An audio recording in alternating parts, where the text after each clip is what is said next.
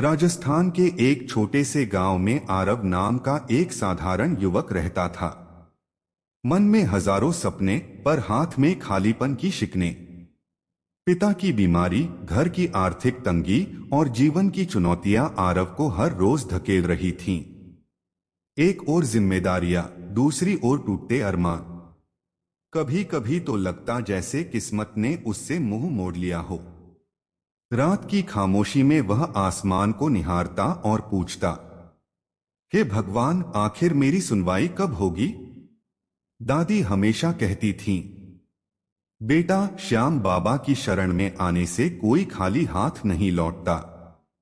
इन शब्दों ने आरव के भीतर कोई चिंगारी जगाई।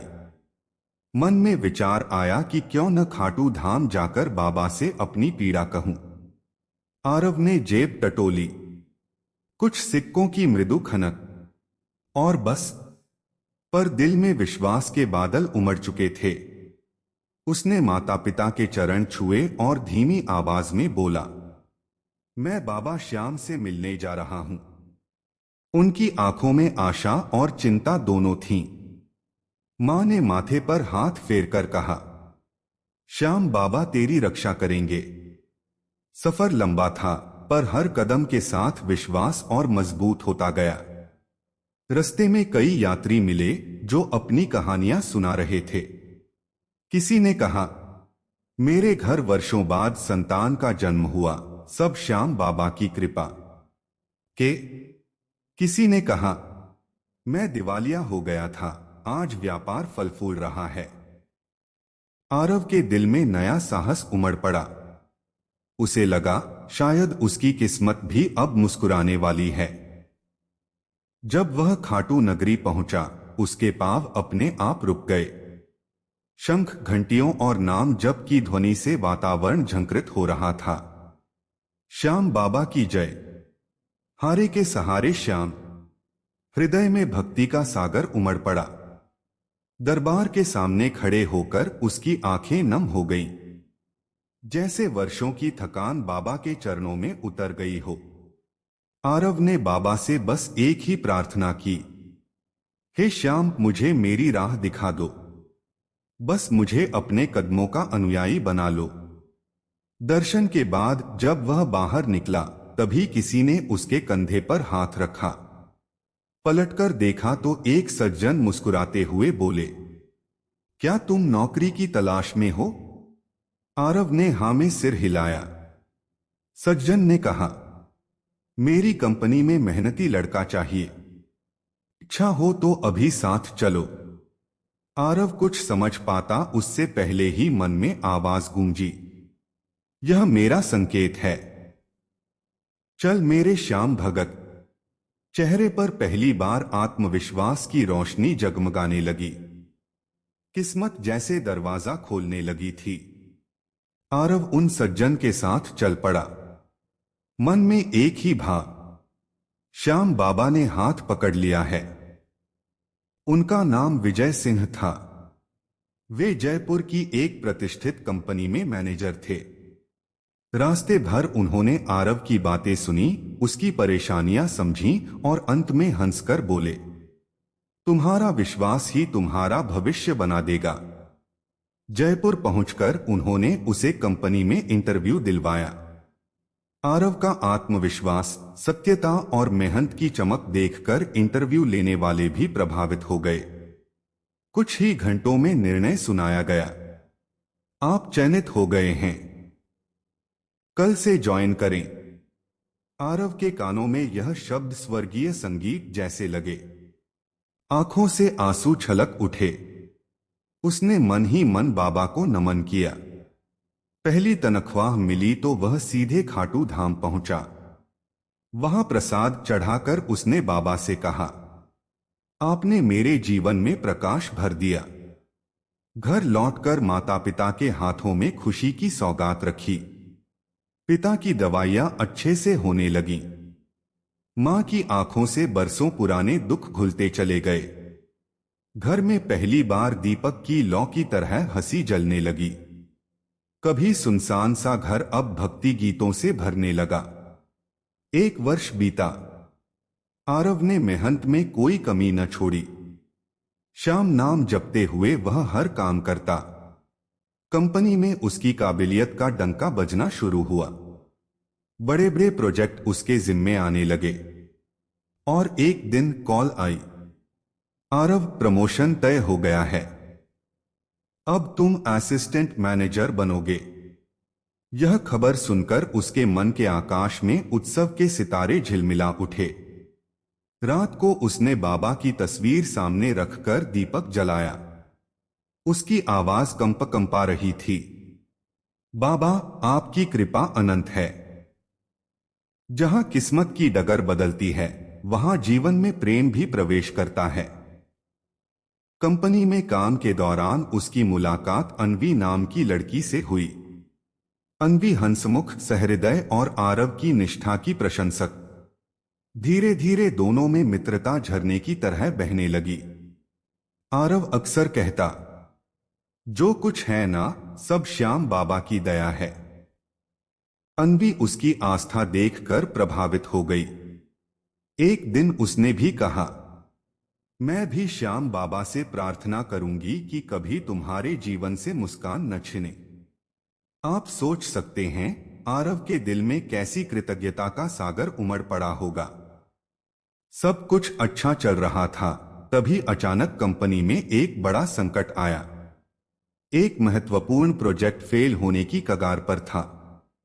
ऊपर से बॉस के कड़े शब्द, वातावरण तनाव से भरा। आरव अकेले मंदिर गया। घुटनों के बल बैठकर बोला, बचाइए बाबा, यह सिर्फ मेरा नहीं, सबका भविष्य है। जैसे ही लौटकर ऑफिस पहुंचा, दिमाग में एक अद्भुत समाधान चमका। उसने तुरंत पूरी टीम को एकजुट किया। कुछ ही दिनों में प्रोजेक्ट शानदार तरीके से सफल हो गया। कंपनी में खुशी की लहर दौड़ गई। सबने आरव की बुद्धि और नेतृत्व की प्रशंसा की। बॉस बोला, तुम इस कंपनी की शान हो। आरव ने मुस्कुराकर मन ही मन कहा, मेरी शान तो खाटू श्याम है। जहां जीवन में खुशियों की बूंदें बरसती हैं, वहां कभी कभी तूफान भी आजमा लेते हैं कि आस्था कितनी गहरी है।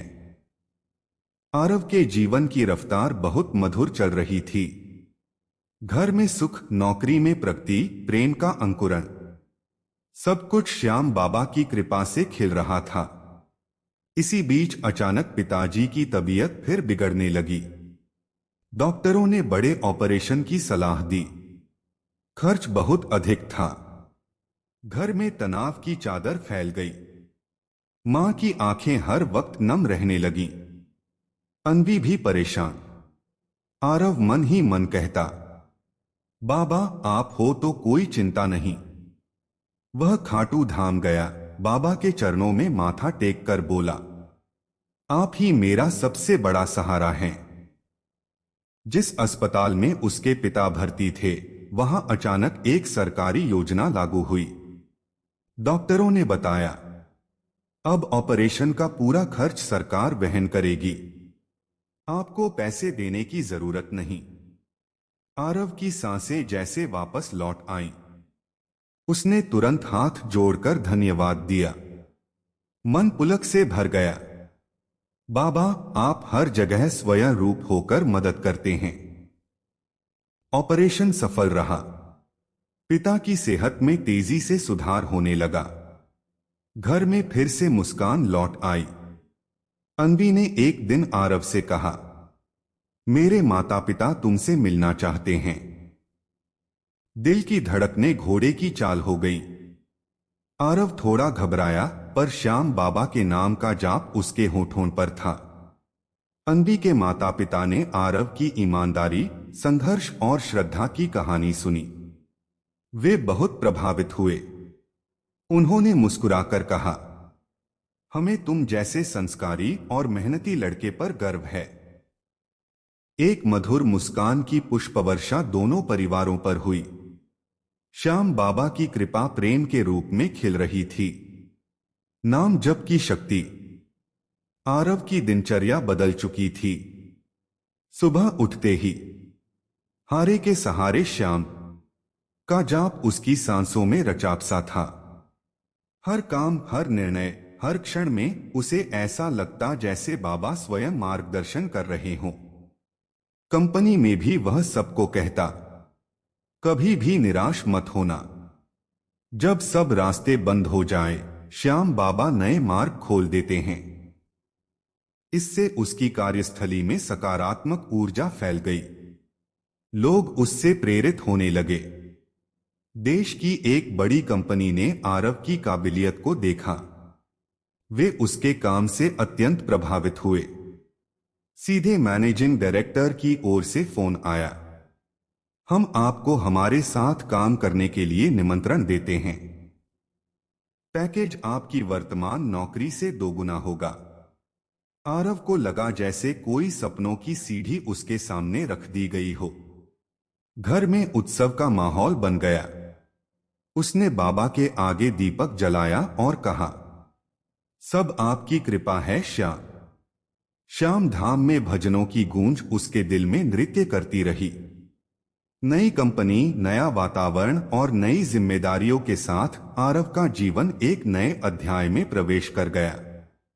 वह हर सुबह ऑफिस पहुंचने से पहले श्याम नाम का स्मरण करता और मन में यही भावना रखता, जो कुछ करूंगा बाबा की प्रेरणा से करूंगा।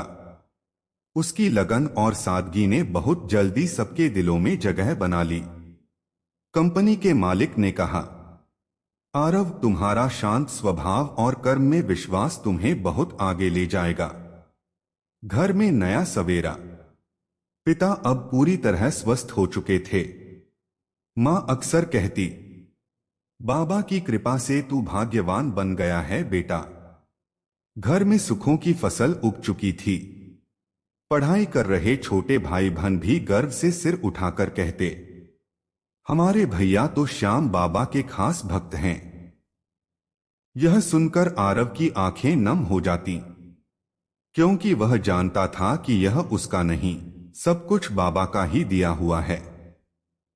दोनों परिवारों ने शुभ कार्य के लिए दिन तय किया। विवाह की तैयारियां शुरू हो गईं। रिश्तेदार आते, हंसी गूंजती और हर पग में श्याम नाम गूंजता। अन्वी ने कहा, मेरी शादी की पहली दावत बाबा के दरबार में होगी। दोनों ने खाटू धाम जाकर बाबा के चरणों में प्रणाम किया। मंदिर की घंटियां जैसे स्वयं आशीर्वाद की वर्षा कर रही थीं। भीड़ में खड़े होकर भी आरव को ऐसा लगा मानो बाबा सामने मुस्कुराकर प्रेम बरसा रहे हों। एक दिन कंपनी में बड़ी मीटिंग बुलाई गई। सभी की नजरें मालिक पर थीं। उन्होंने घोषणा की, आरव को कंपनी का प्रोजेक्ट हेड बनाया जाता है। अब से वह हमारे सबसे महत्वपूर्ण कार्यों का नेतृत्व करेगा। तालियों की गड़गड़ाहट से कमरा गूंज उठा। आरव ने विनम्रता से सिर झुकाया। मन कह रहा था, यह सब बाबा श्याम की कृपा का चमत्कार है।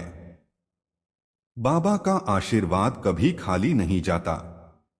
विवाह का शुभ दिन आया। पूरे घर में जैसे उत्सव का सागर उमड़ पड़ा। लोग कहते, आरव सच में भाग्यशाली है।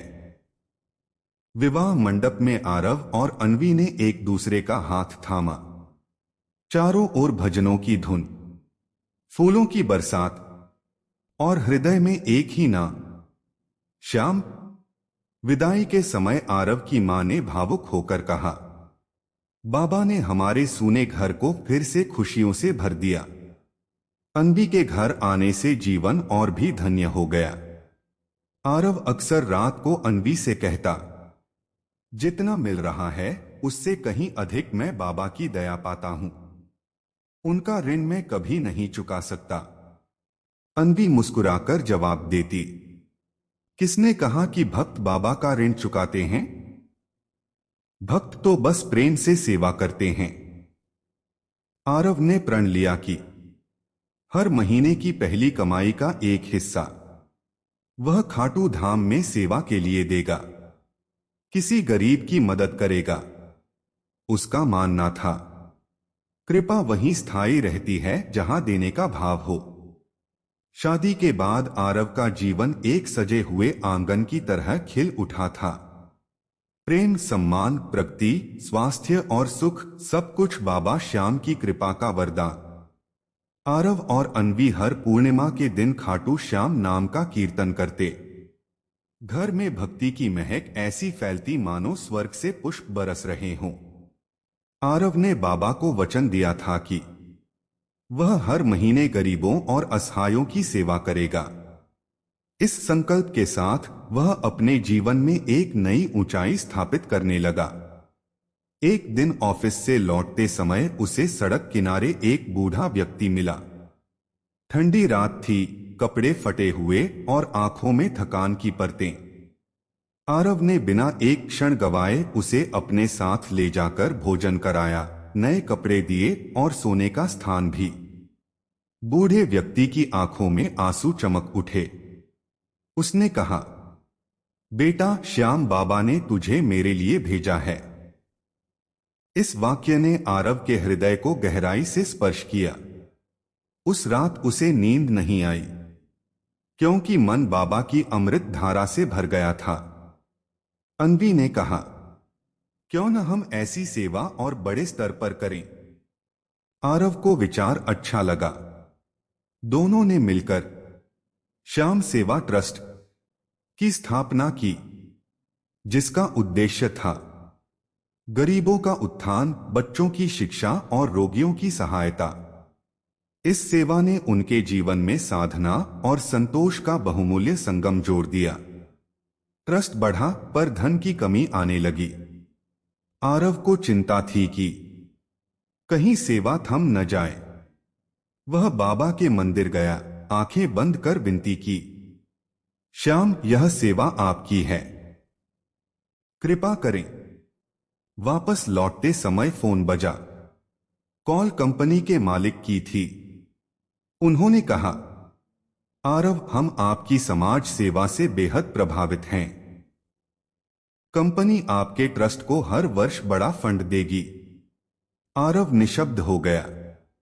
दिल में बाबा की आवाज गूंज उठी, दीनानाथ श्याम हूं मैं, मेरे दरबार में कभी कोई कमी नहीं रहती। आरव ने अपने आंसू संभालते हुए आसमान की ओर देखा। उसके होठों पर बस 2 शब्द थे, जय श्री श्याम। किस्मत नहीं, पूरा जीवन बदल गया। कुछ वर्षों के भीतर आरव का नाम समाज के महान सेवकों में आने लगा। उनकी कहानी सुनकर लोग प्रेरित होने लगे। वह हर एक को यही संदेश देता, श्याम बाबा के दरबार में विश्वास से मांगो तो किस्मत नहीं, पूरा जीवन संवर जाता है। अन्वी ने उसका हाथ थामकर कहा, हम सिर्फ पति पत्नी नहीं, हम बाबा श्याम के सेवक हैं। घर में फिर भजन गूंजा, हारे के सहारे बाबा श्याम हमारे।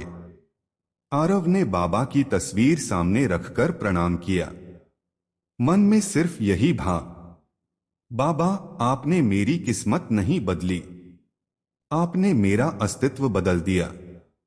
आरव और अन्वी का जीवन अब केवल व्यक्तिगत सुख शांति का नहीं रह गया था। उनका प्रत्येक कदम श्याम बाबा की भक्ति और सेवा का प्रतीक बन गया। उनका ट्रस्ट अब केवल गांव तक सीमित नहीं था, बल्कि आसपास के शहरों तक अपनी मदद पहुंचाने लगा। आरव ने बाबा के नाम पर गरीब बच्चों के लिए शिक्षा केंद्र खोले, स्वास्थ्य शिविर लगवाए, अनाथ और वृद्धाश्रमों में नियमित सेवा शुरू की। लोग पूछते, यह सब इतना बड़े पैमाने पर कैसे संभव हुआ? आरव केवल मुस्कुराता और कहता, बाबा श्याम की कृपा से।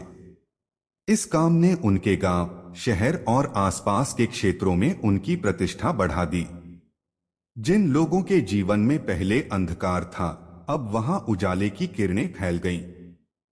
आरव हर रोज खाटू धाम जाता, नाम जपता और अपनी प्रार्थनाओं में सभी के लिए खुशियां मांगता। उनकी भक्ति इतनी शुद्ध थी कि लोग कहते, आरव के जीवन में जो कुछ भी है वह सिर्फ और सिर्फ श्याम बाबा की कृपा का परिणाम है। अन्वी भी उनकी सेवा में बराबर शामिल हो गई। साथ में वे कई साल तक इस सेवा को बढ़ाते रहे।